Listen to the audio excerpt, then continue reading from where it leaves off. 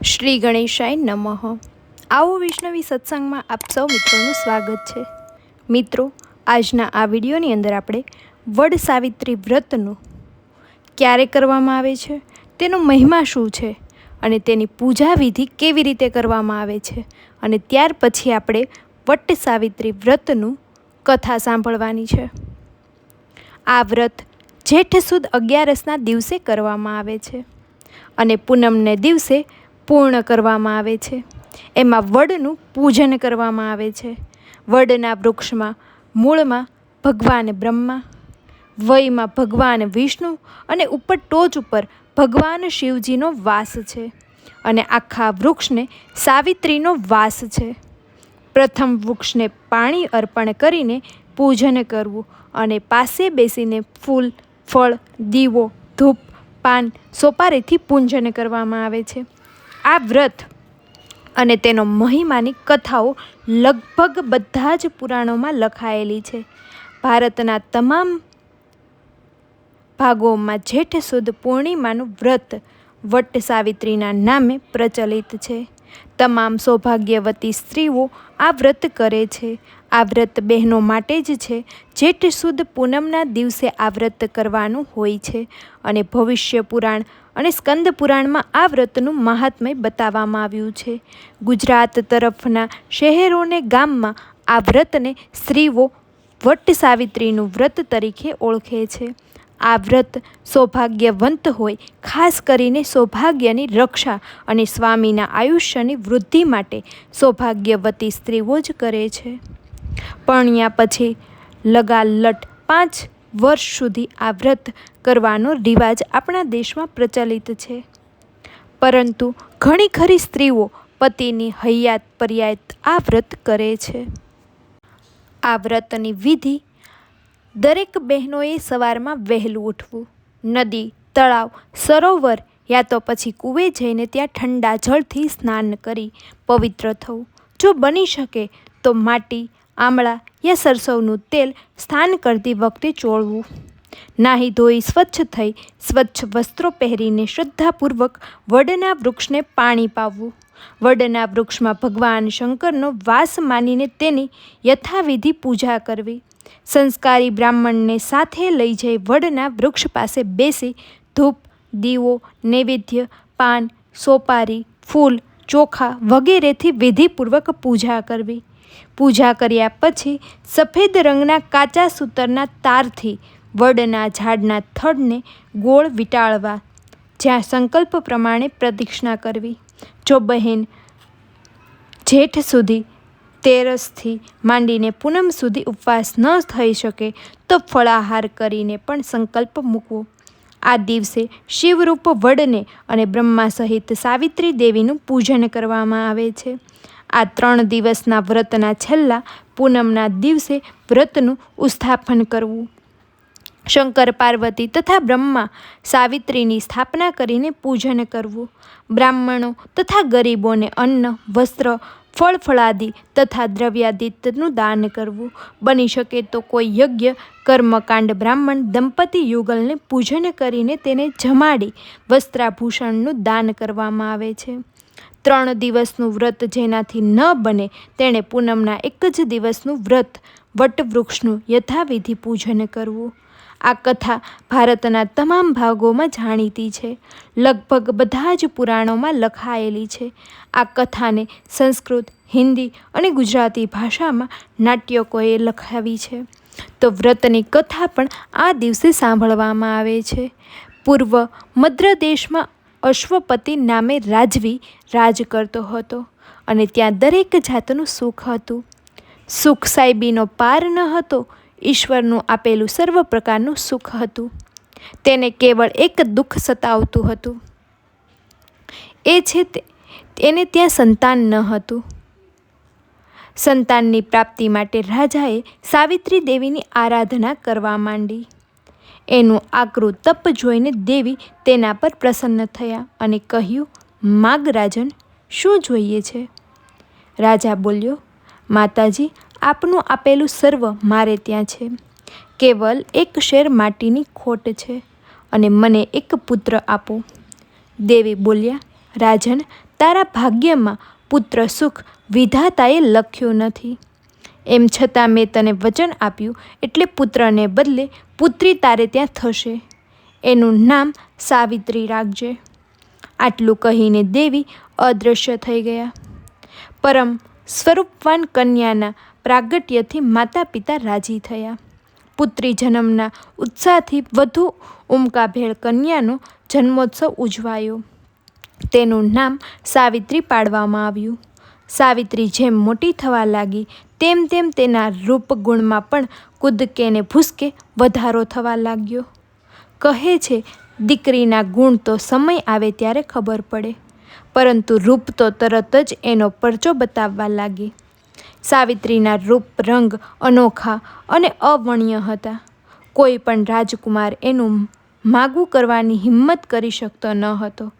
જે કોઈ પણ એને જોવા આવે તે એના વાણી, વર્તન, વ્યક્તિત્વ અને રૂપથી એવો અંજાઈ જતો કે લઘુગ્રંથિના અનુભવ કરતો ઘર ભેગો થાય. સાવિત્રી ઉંમરલાયક થતાં તેનું રૂપ અદ્ભુત ખીલ્યું. રાજવીને તેના લગ્નની ચિંતા થવા લાગી.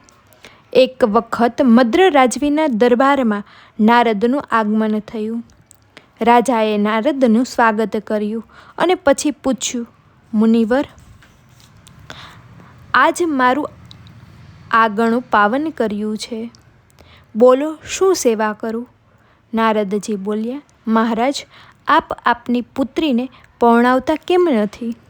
ત્યારે રાજાએ કહ્યું, મારી પુત્રીને ગમે એવો કોઈ વર મળે એટલે અવશ્ય પરણાવી દઉં. તેમને પૂછવાથી તે બોલ્યો, રાજન, તારી કન્યાને તીર્થયાત્રા નિમિત્તે દેશાટન કરવા મોકલવાથી તારી પુત્રી પોતાના માટે સુયોગ્ય પતિ પસંદ કરી લેશે. તારી પુત્રી સામાન્ય કન્યા નથી, તે સાક્ષાત શક્તિનો અવતાર છે. મહર્ષિના કહ્યા પ્રમાણે રાજવીએ કન્યાને થોડા વિશ્વાસુ સરદારો સાથે યાત્રા કરવા મોકલી.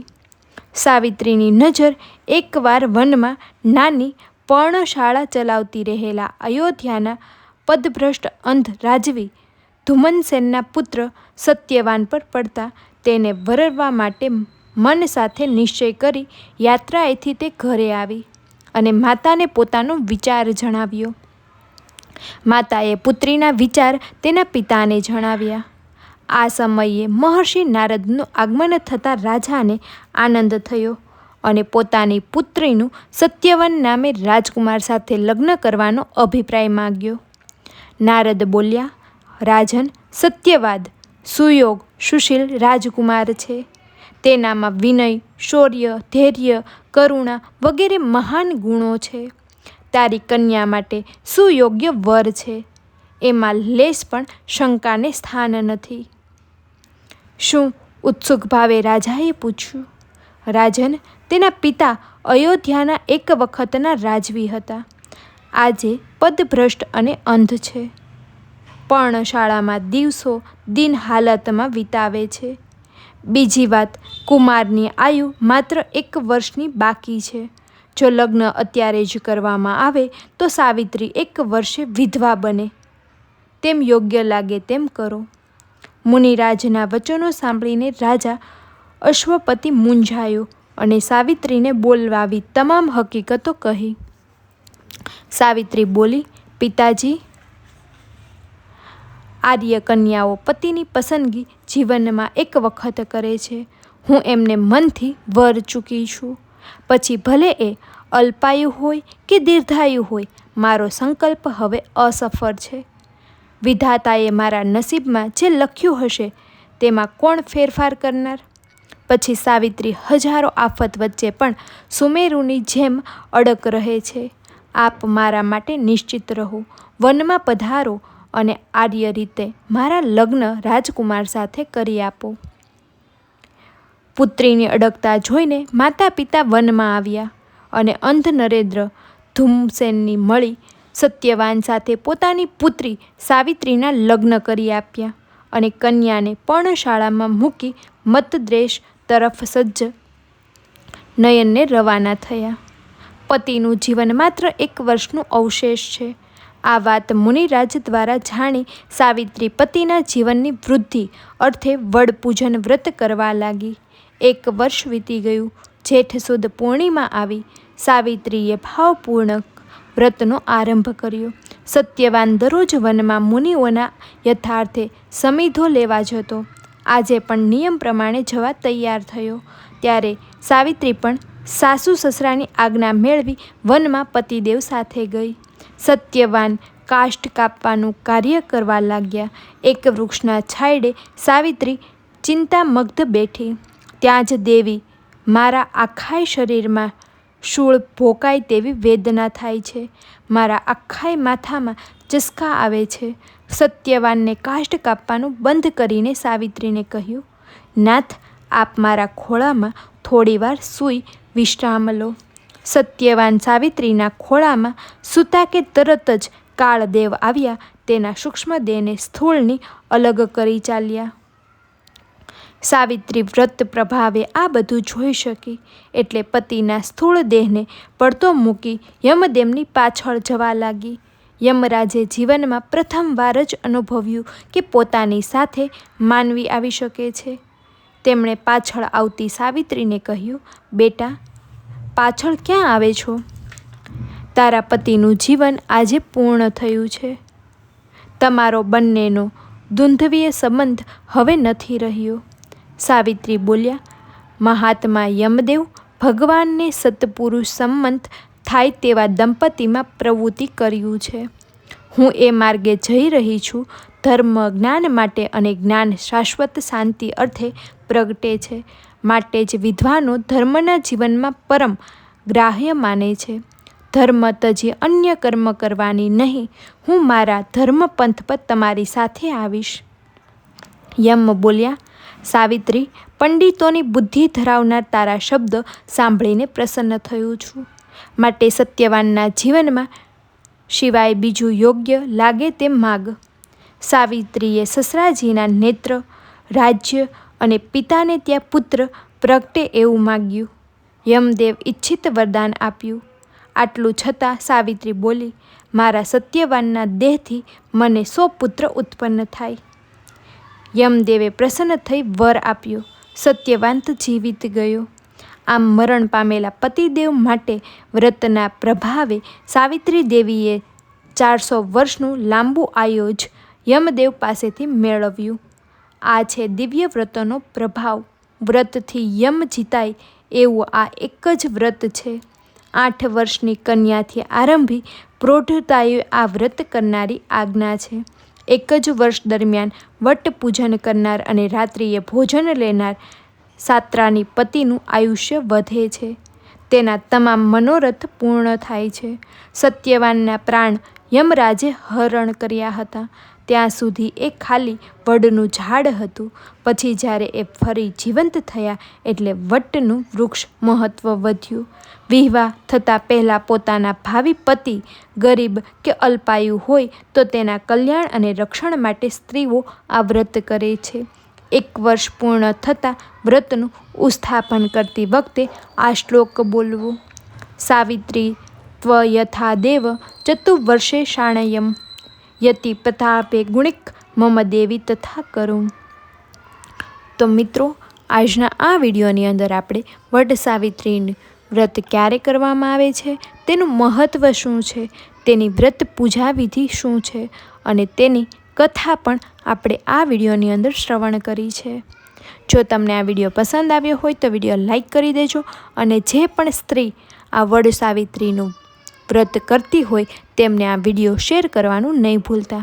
અને આવા જ વિડીયો સાંભળવા માટે ચેનલને જલ્દીથી સબસ્ક્રાઈબ કરી દેજો. ત્યાં સુધી સૌને જય શ્રી કૃષ્ણ. ધન્યવાદ.